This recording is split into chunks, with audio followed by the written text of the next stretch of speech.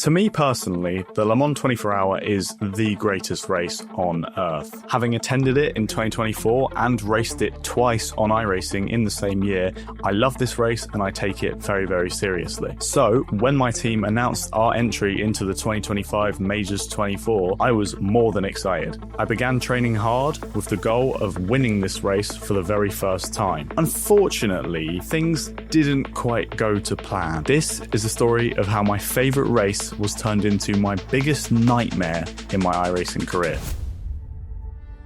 Race day arrives and I'm selected to qualify the car and start the race, having proven myself as the fastest driver on the team.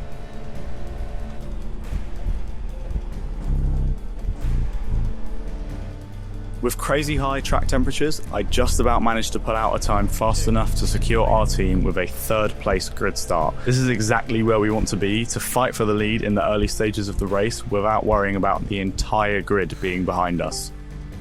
Okay, not too bad. That's provisional P3. Mate, there's like no grip out there. The track is so hot. The main challenge that I was aware of was that the tyres take just about 2 laps to get up to temperature at Le Mans, which means that even after your first lap, you're still having to nurse them to some extent. So turn 1 is an absolute nightmare on these tyres. Lights go green as we exit the second full chicane and the race is underway.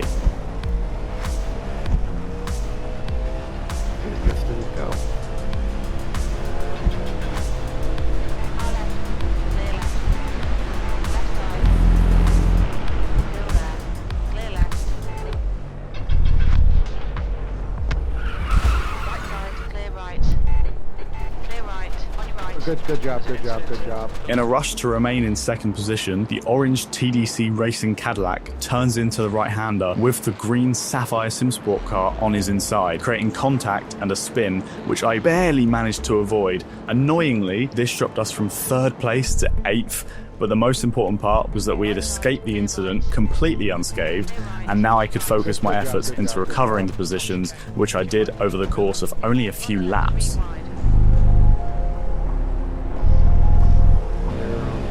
Their tread wear, and if the tires are fine, we'll Hold your line. On your left.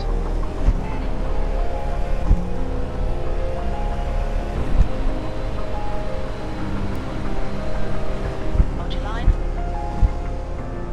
Clear left.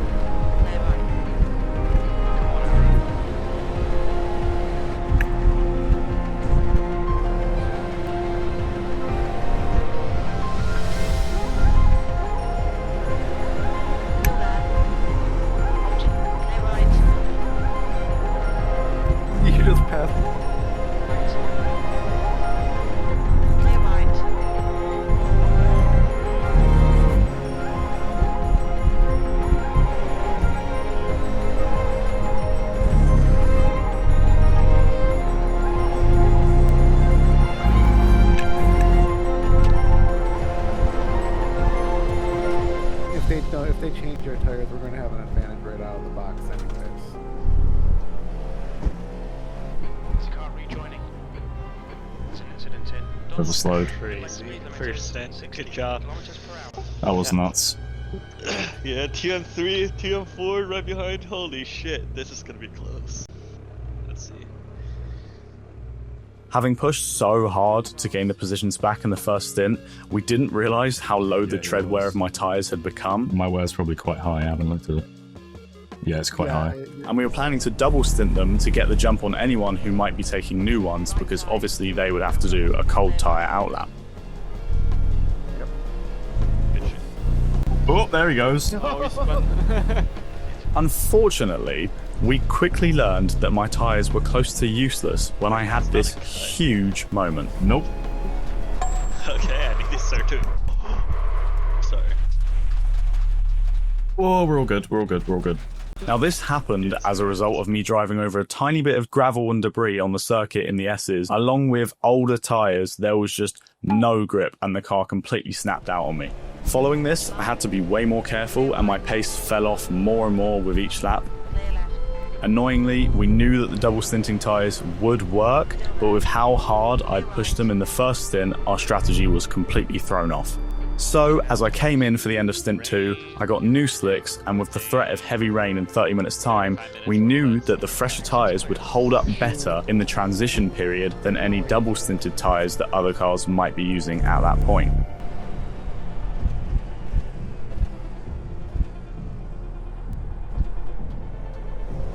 Left side. Still there. Sort of mirrored him. If I actually drove that properly, I would have got a mega exit. Still there. 6 laps into the stint, the rain began to fall, but it was only falling between Arnage and Tertre Rouge, which meant that half the track was completely dry. P3 staying out. Ahead is increasing. It's now 1-0 P4 coming in. There's an incident in first Ford chicane. It's mixed results. Our thinking at the time was to stay out on slicks for as long as possible, because if we took wets, yes, we'd be quicker in the wetter sections of the track, but then when it comes to the dry sections, we'd cook the tyres. It's good enough through pretty much like half the circuit. Okay. Are you still using the dry braking pods here? Yeah, because it's fine up until a bit, like basically where you said Arnage through to Tertre Rouge. Slower class car ahead. But at Indianapolis, I felt the grip was reducing, so I'm gonna have to take it easy.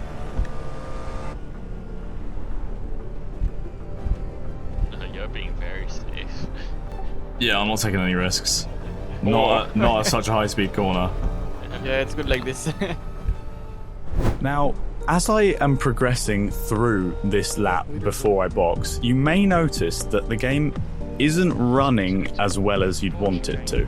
Now, the rain was barely falling at this point, and you can see my frame rate dropping to like below 40, which is absolutely absurd. And with my frame rate already dropping to the 40s in not even that wet conditions, you could only assume how bad it would get when the conditions get worse. Yeah.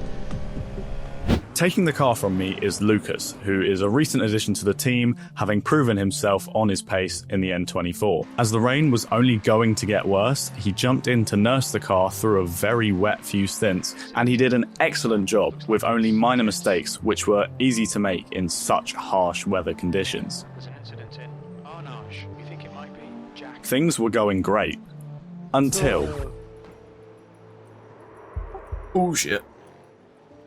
a moment of sudden oversteer caused the car to crash into the outside wall in the Porsche curves, which took our front clip clean off and even damaged the right front suspension. We've got a slightly damaged car. He lost the rear in Porsche curves. And the suspension's broke. Yeah. Now we had to decide if we wanted to use our single fast repair or risk him staying out until the end of his stint and taking repairs gradually over the course of a few pit stops. Weirdly though, the car just sort of repaired itself halfway through the following lap. Is our front end back on? It is. So we'll take it, I guess. Thanks, iRacing. Skipping ahead a few laps, we reached lap 58. Things are going great, the rain has stopped, the track is drying, and we're in second place on merit with third and fourth close behind. Lucas is coming through the Porsche curves, being careful on the wet surface, having just begun his third stint on the same rain tyres, when out of nowhere,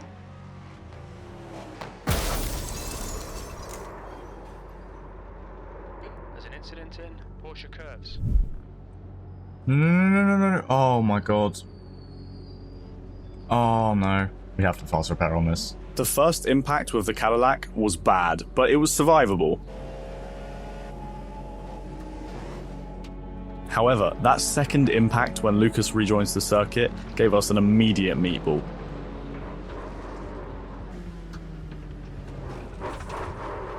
And frustratingly, we had no communications with him other than in the game chat, and my mic wasn't working in the game chat, so I couldn't call out to him when the LMP2 was coming. So we immediately got Lucas into the pits for a fast repair and sent him back out to lose as little time as possible. Go. What we didn't think about at the time was the potential penalty for hitting the LMP2, and this would come back to bite us quite severely later on. Soon after, Dan returns and we explain the situation. Unsurprisingly, he was very angry and immediately raised the point of a potential penalty, which none of us had thought about. Hello? Hello. What happened? So things got a little bit nuts. We were going through Porsche curves and that green Cadillac that we hate just rear-ended us and knocked our wing off, but then it came back. So we were like, okay. But then when Lucas was rejoining, he hit an LMP2, so our front got messed up and we had to take our fast repair because it was a meatball. Did anybody get a replay of all this stuff? No, I'm restarting my sim right now because it's been glitching out like crazy. I had to restart mine also. We need all that, especially if he had an incident rejoining, because that's going to get us a penalty. Yeah, true. Thank you. You had a black flag. We'll need to come into the pits. E4. Well, that's our race effectively done. The main issue here was that Dan was managing the team and would be the one to submit or contest any penalties. Since he wasn't around when the accident happened and the sim was closed, he had no way of seeing what happened and therefore couldn't do anything to contest any penalties coming our way. Eventually, it hits. We were given a 1-lap hold penalty, which sort of immediately puts us out of contention for the win, unless everyone ahead of us also somehow loses an entire lap. Anyways, we take the penalty and Lucas finishes his stint for me to take the car again next. Blue flag. Got cold tyres. We need to get some heat into them. Things are going well as I I nurse was the just car with sending dry the- tyres around all of the remaining puddles. I was gradually finding the pace again, just regaining confidence in the car with these slightly damp conditions and everything that had gone on so far in the race. So I get halfway into my stint and I notice that the current leader is now right behind me. This just means that we're incredibly close to being lapped again, so then we'd be 2 laps down. And of course that makes our chances even worse, so I did start feeling the pressure. And coming towards the end of the lap, we get held up quite severely by this McLaren GT3 coming out of Porsche curves. This sucks. But it is what it is, sometimes you can't do anything about it. Eventually, I get past him, and if you look in my mirror, you'll see that Will actually got a little bit unlucky behind us and kind of took the McLaren out. But never mind that, I'll just let you watch what happens next. The leader just killed him. The leader just killed that McLaren. There's an incident in the first Ford chicane. P7 What the running... fuck? No. How's the car? Can you see? I'm checking. The stewards have called us Meatball. into the pits Fucking for meatball. repairs. Holy shit. I'm protesting that. That's a fucking slam dunk protest. Yeah. What happened? Clocks in for Dude. 100 and- Mate, a fucking AMG just flew across the Need to stop again. track in front of me. I couldn't avoid it at all. So, how's the car? Fucked. Meatball. Really? Oh. Yep. What you just saw was an AMG GT3 making the worst pit entry I have ever seen. Not only did he not resafe jointly, he also proceeded to drive across the active racing circuit to then cut the gravel and make it to the pit lane. And worst of all, he didn't even bother to check if cars were coming. You didn't see any hesitation. If you watch it back, he genuinely just drives across the track. No checks, nothing. He just does it. This is something I just can't understand about some iRacers. Like, you pay quite a premium to drive this sim. You pay a lot for your hardware, you pay to enter the Majors 24, and then you drive like that? And to add to how stupid it was, as soon as it happened and they got back to pit lane, their entire team quit the race. You can see I slam on the brakes and attempt to turn away from him, but ultimately it didn't work. And yes, maybe if I went left, things could have turned out differently. But why is he driving sideways across the track in the first place? So with our car meatballed, needing another 6 minutes of repairs, 6 minutes required, 1 minute optional. this race was sort of a lost cause, but I didn't want to give up just yet. I took the repairs and rejoined the race. I mean, for a rejoin like that, like, genuinely they should be banned from the next race or, like, penalized in some way. Like, it's just not even remotely okay. Because you know what they were doing is they were driving across the track to get to the pit lane. I also knew that rain would be falling soon, so there was a little bit of hope that maybe some cars ahead of us would have accidents, meaning we climb the ladder again. Unfortunately, iRacing had a different idea in mind. That's their regular pit stop, P11. Was that 3:54.8? My FPS is at 35. Huh. That's so fucking weird. It just said, this is now a wet session, and as soon as that message came up, my PC just can't run the game anymore. So it's almost like they switch how the game is run as soon as it becomes a wet session. As soon as the session was declared wet, my frame rate literally got chopped in half. So now I had to race at 30 frames per second in conditions that were only going to get worse as time went on. I can't fucking do anything. Bro, this is like watching a stop motion animation. Car right. I don't want to fucking take out this guy. Mate, I'm literally watching a Disney animation right now. Films have higher frame rates than this. Mate, honestly, I'm at the point where I'm probably just gonna box and not drive because it'll be safer than me driving. And I can't even lower my fucking settings because I'm in the car. I'm stuck in the car, which I've just spun at the fucking Arnage corner. I'm losing my shit, man. So I was stuck, racing in the rain at 30 frames per second, losing my mind. But I want to try keep going until Jack can take the car, but this is... I don't need to speak anymore. I've just whinged for fucking half an hour. Why the fuck are you here? I can't pass you! I've got this fucking big American thing next to me. I don't know about this race anymore. No, honestly, mate, I'm so ready to just call it quits. Like, this is fucking bullshit. I'm actually not sure how I managed to drive on pace with everything going against me, but I somehow did, and I kept the car alive long enough for someone else to finally take it. 5 seconds from pit entrance. Yeah, you can go. Yeah. Michelin chicane. It looks like Simon. Get me out of this fucking shitbox. Oh, and now my VR started to work. Nice, good timing.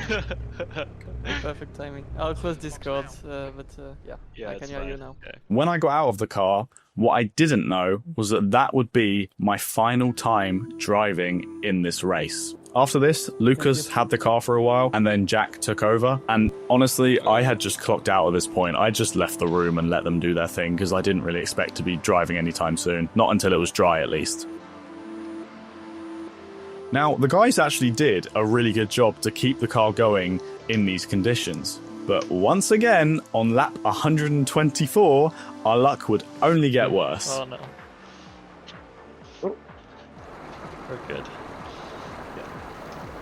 Oh! Oh my god! What? What? We'll need to Wait. wait for repairs. We've had the meatball flag. Oh. My god, fuck, man. Fuck, man. Dude, what is that fucking took off, man? Oh my god. I've never seen that. People go off there all the time. What the fuck happened to me? So with another meatball, we had also taken out an LMP2 in the process, and that team was now threatening to report us. This would get us another probably 1 lap hold, which would just make everything even worse. Now, I was in the room when this happened, and I did have a look at it, but I didn't bother to speak to anyone about it, because what is there to speak about? I mean, we all knew the race was done. There's nothing we can really do. So, now we're all thinking, this race couldn't possibly get any worse, right? We're at our lowest of lows. 3 major crashes, 1 penalty, lots of computer issues. Surely that is the worst of it out the way. The short answer is no. Oh shit! Is now on primaries. Holy shit! Michelin chicane. I think it might be Toby. Dan. I'm Oh, here. I see Like that. an orange flag. Dude. Nice. Oh my god. I Look think I'm at going to that. retire the car. Mate, I've Yeah. been here just watching quietly, and honestly, I've just been laughing. I've seen way too many GTPs going airborne. It's going to be an hour to fix the car, so An hour? yeah. The engine Is it broke. seriously? 2 Yeah. remaining. Oh my god. Oh, fuck this race. And that is the story of our Majors 24 2025. What started out as one of my best drives to date with a team filled with confident drivers ended up being the worst race I have ever seen, let alone been a part of. Thank you guys so much for watching this video. I hope you enjoyed it, and I really hope your Majors 24 went way better than ours did if you competed. Drop a sub below if you want more of this content, and I'll see you guys in the next one.